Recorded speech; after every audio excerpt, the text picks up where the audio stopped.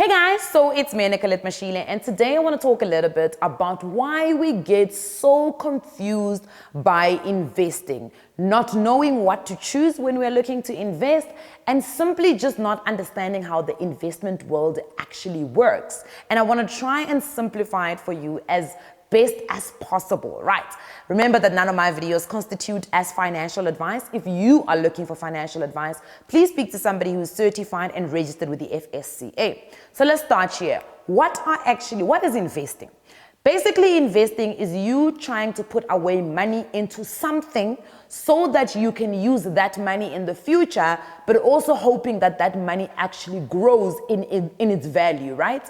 So you either are putting money away for future use, hoping that that money is going to grow as the years go by. So that's the first element of investing. The second part of investing is putting your money away into something again so that in some way, so that that money is going to give you first and foremost an income, a regular income, but at the same time, it's also growing in its value or in its appreciation. So let's give examples. What is that something, or what is that some way of putting your money? So let's use our normal and everybody kind of knows type of thing that you can put your money into. The first thing that pops up into people's heads when you talk about investing is either shares or it's property, right? Now we all know how property works. When you buy yourself a property, generally the consensus is that property is an appreciating asset. And when we say property is an appreciating asset, what we essentially mean is that this thing that you have bought called property, over some years, the price of it or the value of it is going to grow in an uprising tangent. That's basically what we mean when we say that property is an appreciating asset. When we talk about a depreciating asset, we look at something like a motor vehicle, a car. Basically, when you drive your car out of the dealership, already it's depreciated in its value. So the price of the car has already depreciated. Asset class, shares, equity, stocks. These are little pieces of different companies that you would buy. Generally, the ones that we trade are publicly listed company shares. So it will be the likes of Vodacom, the likes of Woolworths, the likes of MTN, the likes of Capitec. These would be, I'm talking now South Africa, right? These would be shares that you buy, small pieces of a company. And essentially, the only way they grow is if the share price of that company grows. So if as the tangent, and the thing is that with shares, they can be depreciating and be appreciating at different times of the market or when you come into the entry, right? So for instance, a Vodacom share today could be 700 Rand and then tomorrow it could be down maybe 650 Rand, right? So that's what we talk about when we talk about shares. That's why you always hear that people are saying there's high volatility when it comes to equity markets, stock markets, when it comes to the JSE. They're talking about the same thing, because there's another thing that I'm finding in this country, that various people, because they're trying to sound smart, will use different versions of something that is literally the same thing. When people are talking about the stock market, they're talking about the shares market, they're talking about equities, they are talking about the same thing. And I find that a lot of us, we overcomplicate things, or we overconfuse ourselves with different kinds of things because we maybe listen to too many people, or we're trying to sound smart. I don't know what the reason is of why we get so confused with those kind of things. But if you actually break things down to the core of them, and I always say, if you can't explain something to a 6-year-old, it means that you yourself don't actually understand it. And often you stop, and maybe on Twitter or on Facebook, somebody says, yo, I invest in the what DV, all four, top 40, whatever. And then you say to them, oh, how does it work? And then they're like, no, it invests in this and this, and then they do this. How does it work? And a person really cannot explain to you. Because I find that these days, because financial education and financial literacy is something that is trending in South Africa and probably trending globally, which is a good thing. We all should be there. We all should be trying to get more financially educated. What I'm also then finding is that there are a bit of people that are being very reserved in terms of trying to still make finance a very complicated matter. And I'm not saying it's an easy thing. What I'm essentially saying is that if you actually break things down to its core and you understand the core of most things, you will find that you will actually never ever ask somebody, where should I actually invest? You will find that you yourself might say, listen, you know what, I'd like to invest maybe in a unit trust that is investing this much into property, this much into bonds, this much into equities, and this much into cash. Once you actually understand what is at the core of what investing actually is and what you are investing into. So going back to the initial conversation that I started, I said we all are investing into something, or putting our money, reserving our money, or investing our money in some way so that we are looking for future growth, right? That's basically what we are doing. So let's circle back and talk about what are the most or the main asset classes that most funds, whether it is a mutual fund, whether it is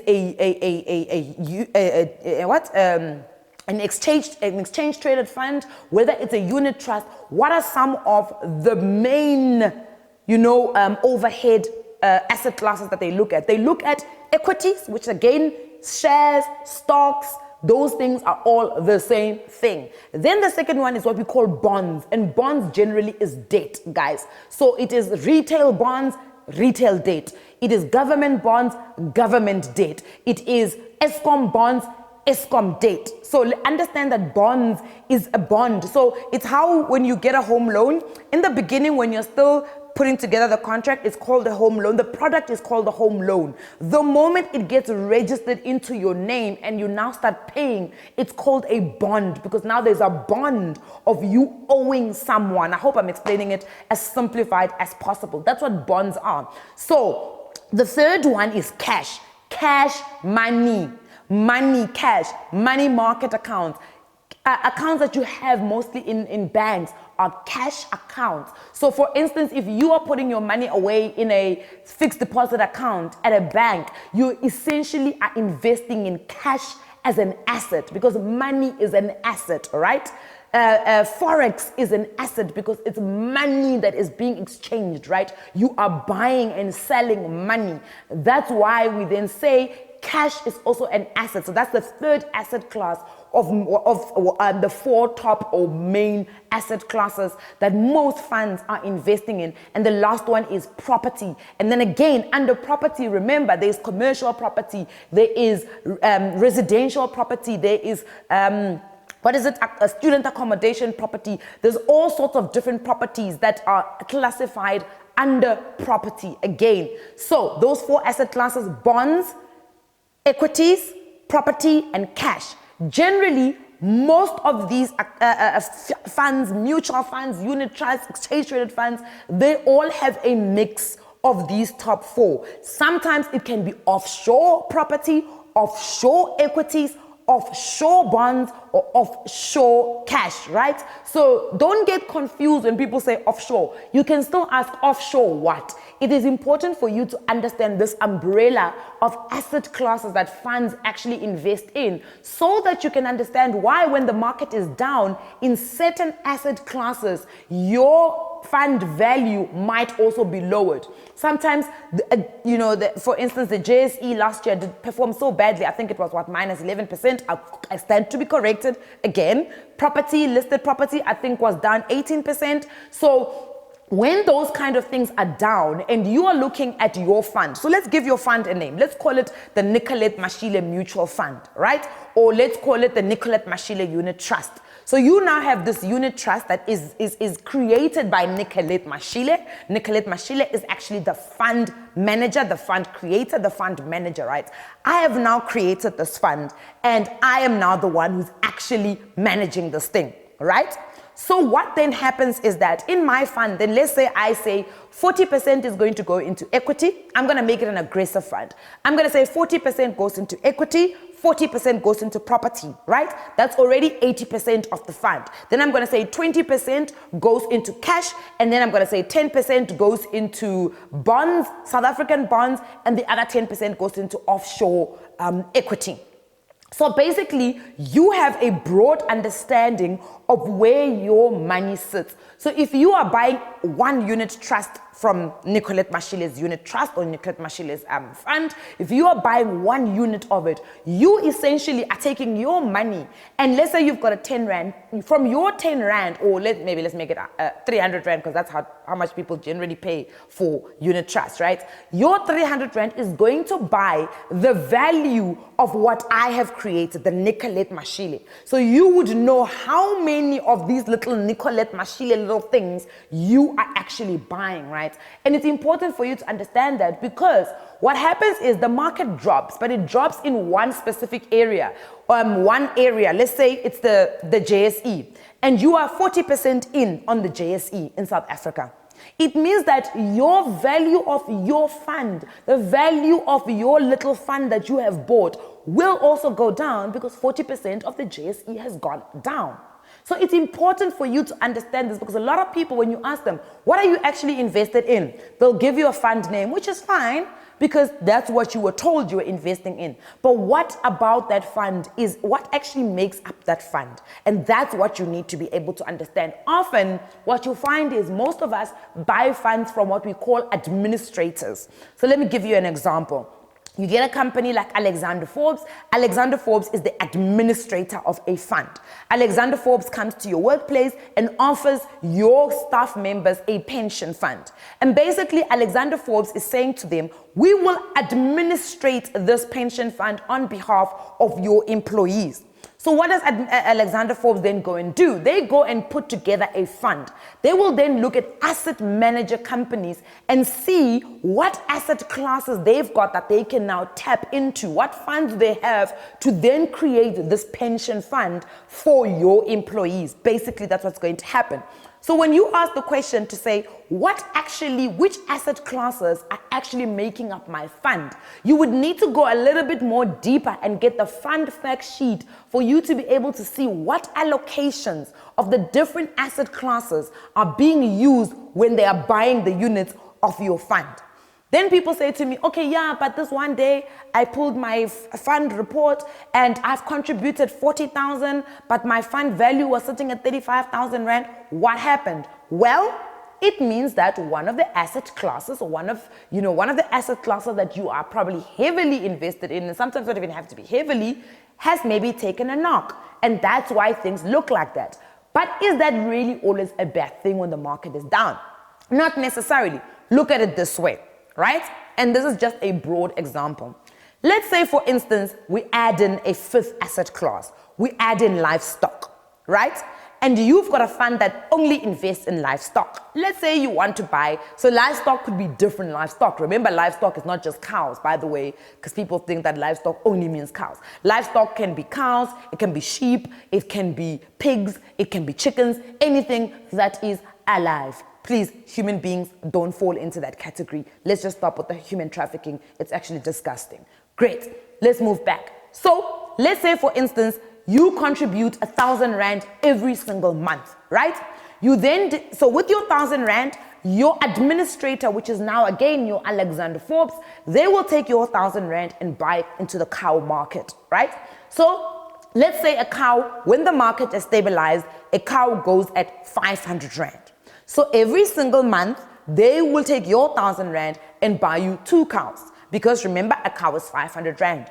When the cow market crashes or hits a sliding scale, and now cows are going at 100 Rand, you're still contributing your 1,000 Rand every single month.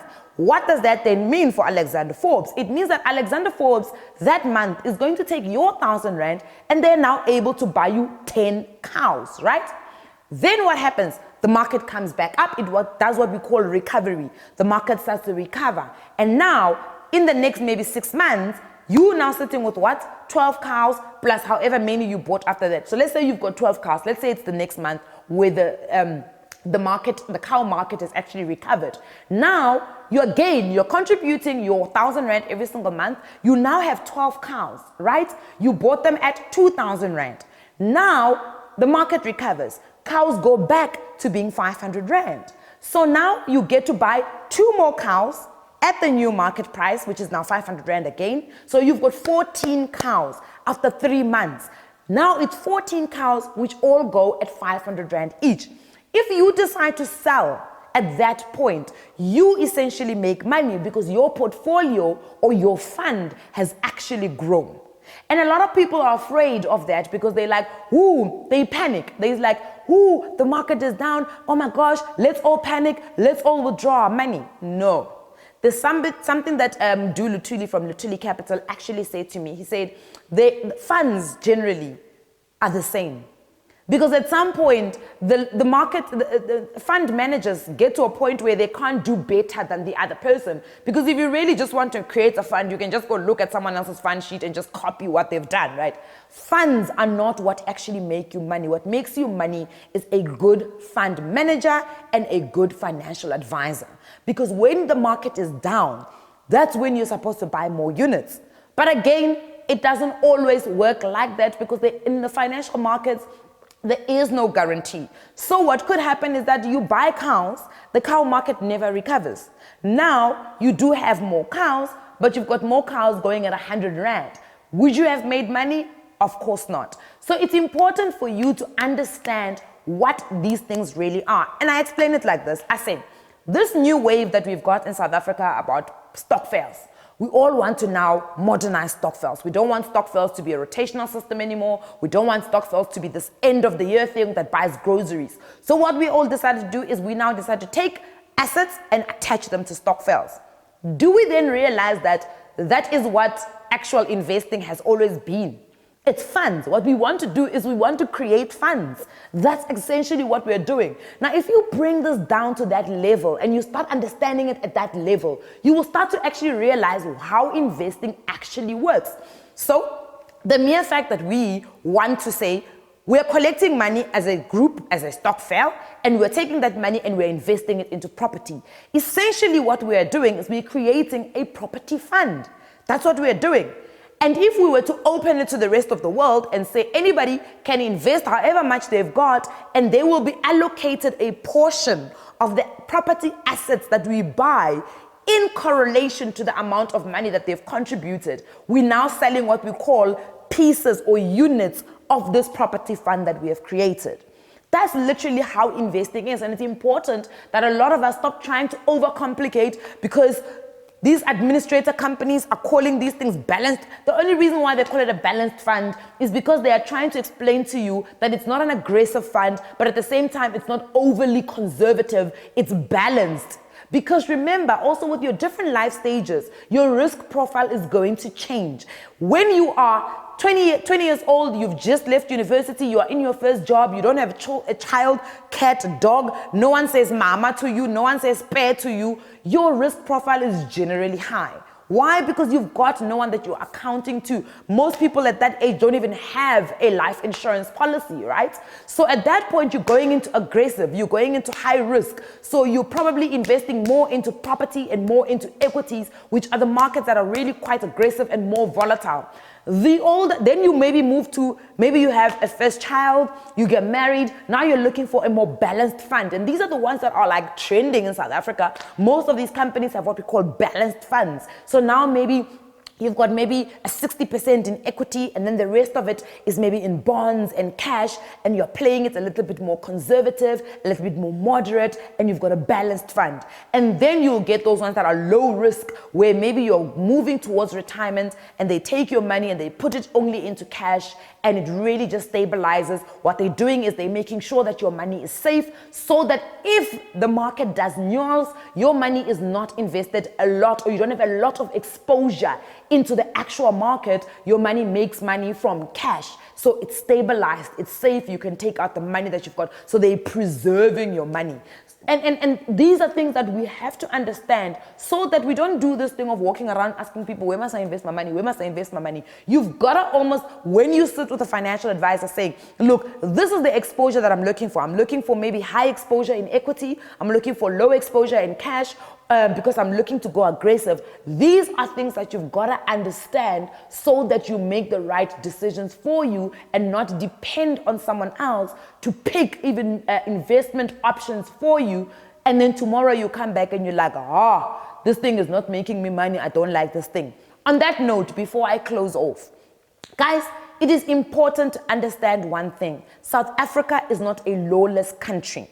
When we talk about property stokvels, we talk about these new modernized stokvels that are taking money and investing it into asset classes. It is important to remember that there are two things that you need to have in place. You need to have the right licensing for you to be able to promise people a return when you are collecting their money.